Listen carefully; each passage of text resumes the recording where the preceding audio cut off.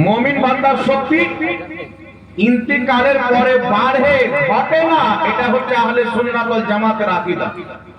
এটা কোরআন এবং হাদিস দ্বারা প্রমাণিত।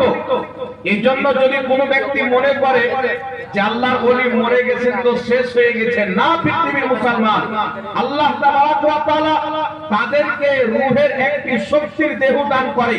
ইমাম মুল্লা আলী কারি রাহমাতুল্লাহ আলাইহি মিরকাতের মধ্যে লিখতেছেন, আল্লাহ ওয়ালারা যখন ইন্তিকাল করে আল্লাহ সুবহানাহু ওয়া তাআলা তাদেরকে শক্তির দেহ দান করে, তারা যেখানে ইচ্ছা ইন্তিকালের পর সেখানে যেতে পারে। জোরে বলো সুবহানাল্লাহ। আর এটা তো হাদিস দ্বারা প্রমাণিত, কানজুল উম্মানের হাদিস। শেখ মুহাক্কিক শেখ আব্দুল হক মুহাদ্দিস দেহলভী আল বুখারী রাহমাতুল্লাহ আলাইহি নিজের কিতাব আশআতুল লুমাতের মধ্যে লিপিবদ্ধ করেছে, মুমিনদের রূহ, মুমিনদের আত্মা প্রত্যেক বৃহস্পতিবার গিয়ে জুমা রাত্রিতে তার আত্মীয় স্বজনের ঘরে তার আত্মা আসে। এটা হাদিস দ্বারা প্রমাণিত। মুহাদ্দিসে কেরাম এটাকে গ্রহণ করেছেন। একদিন আমার আপনার নবী সাল্লাল্লাহু আলাইহি ওয়াসাল্লাম একটি জায়গাতে বসে আছেন, হঠাৎ করে রাসূল পাক বলছেন ওয়া আলাইকুমুস সালাম। মায়েশা সিদ্দিকা রাদিয়াল্লাহু তাআলা আনহা জিজ্ঞাসা করলেন, ইয়া রাসূলুল্লাহ, ইয়া হাবিবাল্লাহ, আপনাকে কে সালাম দিল? এখানে তো কেউ নাই, আপনি কার সালামের উত্তর দিলেন?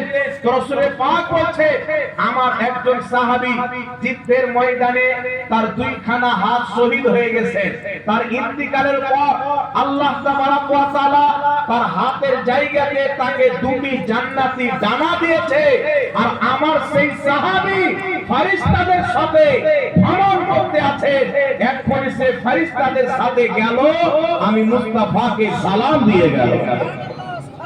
এই জন্য পৃথিবীর মুসলমান ওলিগণের শক্তি, ওলিদের পাওয়ার এটা কম নয়। পবিত্র কোরআন পাক আল্লাহ সুবহানাহু ওয়া তাআলার প্রিয় পয়গম্বর হযরতে সুলাইমান আলাইহিস সালাতু ওয়াস সালাম, আল্লাহ পাকের বরগসিদা বান্দা জলিলুল কদর পয়গম্বর সুলাইমান আলাইহিস সালাতু ওয়াস সালামকে হুদহুদ নামক পাখি এসে বললেন যে আপনি যদি বিলকিসকে ইসলামের দাওয়াত দেন তো সে হয়তো দাওয়াত কবুল করে নেবে। সুলাইমান আলাইহিস সালাম তাকে চিঠি পাঠালেন। বিলকিস যখন সুলাইমান আলাইহিস সালামের নিকটে আসতে আরম্ভ করলেন, কিছুক্ষণের মধ্যে সুলাইমান আলাইহিস সালামের নিকটে উপস্থিত হবে। হযরতে সুলাইমান আলাইহিস সালামের রাজত্ব থেকে বিলকিসের রাজত্ব ওই জামানার 1 মাসের দূরত্বে ছিল। অর্থাৎ ওই জামানাতে যেগুলি সাওয়ারিতে মানুষ যাওয়া আসা করত, সেই সাওয়ারিতে 1 মাস কম বেশি সময় লাগতো। তো সুলাইমান আলাইহিস সালামের নিকটে কয়েক মিনিটের মধ্যে বিলকিস চলে আসবে। সুলাইমান আলাইহিস সালামের নিকটে জিন্নাত বসে থাকতে, মানব জাতীয় বসে থাকতে। হযরতে সুলাইমান আলাইহিস সালাম তিনার নিকটে যারা বসে আছেন তাদেরকে লক্ষ্য করে বললেন, তোমাদের মধ্যে কে আছে যে বিলকিসের সিংহাসন আমার দরবারে তার উপস্থিত হওয়ার পূর্বে তার সিংহাসন হাজির করে দিবে? তো একজন জিন্নাত দাঁড়ালো, 26 জিন। সে জিন্নাত দাঁড়িয়ে বলছে, হুজুর আমাকে অনুমতি দেন, আপনার এই জায়গা থেকে ওঠার পূর্বে আমি বিলকিসের সিংহাসনকে হাজির করে দেব। সুলাইমান আলাইহিস সালাম যদি আজকে টাইম বলা হয় তো মোটামুটি ধরে নেন 2-3 ঘন্টা বসতেন। তো সেই 2-3 ঘন্টা টাইম চাইলো। তো সুলাইমান আলাইহিস সালাম বলছেন, না, এর পূর্বে কে আনতে পারবে? বিলকিস তো মুহূর্তের মধ্যে চলে আসবে, এত লম্বা সময় দেওয়া যাবে না। মনে করেন পৃথিবীর মুসলমান চিন্তা করেন, একজন জিন্নাত 2-3 ঘন্টা টাইম চাচ্ছে 1 মাসের দূরি থেকে বিলকিসের সিংহাসনকে নিয়ে আসবে, কিন্তু সুলাইমান আলাইহিস সালাম বলছেন, না, এর আগে কে আনতে পারবে? আল্লাহ তাবারাক ওয়া তাআলা পবিত্র কোরআন পাকে বলতেছেন, ক্বালাল্লাযী ইনদাহু ইলমুম মিনাল কিতাব, এমন একজন ব্যক্তি দাঁড়ালেন, বললেন যাকে আল্লাহ কিতাবের জ্ঞান দান করেছিলেন, তিনি দাঁড়িয়ে বলছেন, হুজুর আপনি আমাকে অনুমতি দেন, আনা আতিকা বিহি ক্বাবলা আইয়ারতাদা ইলাইকা তারফু, আপনি আমাকে অনুমতি দেন, আপনার চোখের পলক বন্ধ করে খোলার পূর্বে আমি বিলকিসের সিংহাসন হাজির করে দেব। চিন্তা করেন পৃথিবীর মুসলমান একজন জিন্নাত, যে জিন্নাতকে মানুষ চাইতে বিভিন্ন ক্ষমতা আল্লাহ পাক এক্সট্রা দান করেছেন, বেশি দান করেছে। সে যদি চায় পশু পাখি রূপ নিতে পারে, সে যদি চায় আপনার জানোয়ারের রূপ ধারণ করতে পারে। কিন্তু মানব জাতির মধ্যে যেই ব্যক্তি আল্লাহ তাবারক ওয়া তাআলা নিকট অর্জন করে, অর্থাৎ আল্লাহর ওলি হয়ে যায়, সেই ওলির পাওয়ার জিন্নাত চাইতে বেশি হয়ে যায়।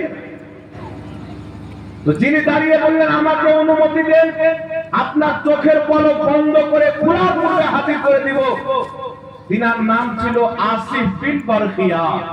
একজন আল্লাহ পাকের ওলি ছিলেন। উনি কোন নবী ছিলেন না, ফেরেশতা ছিলেন না, জিন্নাত ছিলেন না, সুলাইমান আলাইহিস সালামের উম্মতের ওলি ছিলেন। তিনি বলছেন হুজুর আপনি আমাকে অনুমতি দেন, আপনার চোখের পলক বন্ধ করে খোলার পূর্বে বিলকিসের সিংহাসনকে হাজির করে দিব। এই পৃথিবীর মুসলমান ইনি সুলাইমান আলাইহিস সালামের উম্মতের ওলি ছিলেন। হযরতে সুলাইমান আলাইহিস সালাম তিনাকে অনুমতি দিলেন। চোখের পলক বন্ধ করে খুলে দেখছেন বিলকিসের সিংহাসন হাজির আছেন। এক মাসের দূরি থেকে মুহূর্তের মধ্যে চোখের পলক বন্ধ করে খোলার সঙ্গে সঙ্গে বিলকিসের সিংহাসন মুহূর্তের মধ্যে হাজির করে দিচ্ছেন সুলাইমান আলাইহিস সালামের উম্মতের ওলি।